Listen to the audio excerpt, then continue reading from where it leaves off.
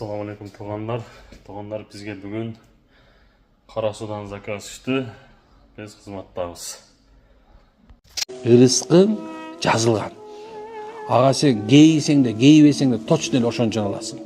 Ошончонан болбой калды деп ичип кетип калды деп ичип кетип, бул тиинтип калды деп өзүңчү тайып, ол өлүп не керек бар? Өлүп калсаң эмне, ичип кетсең оңолуп кетеби? Өзүң стресске түшүп калсаң эмне, башка нерсе болуп кетеби? Исламдын кандай коозда. Мен айтып берем.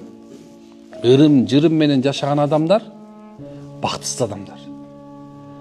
Кудайды тапкандар, ла илаха иллаллах тапкан адамдар, улар бактылуу адамдар. Андыктан бизде эки эле сөз бар да. Айтып берейинби? Эки сөздү акыйкатын кабыл алгыла. Жаманчылык дагы, жакшылык дагы Алладан бүт. Сен бул жерде тешең жок так.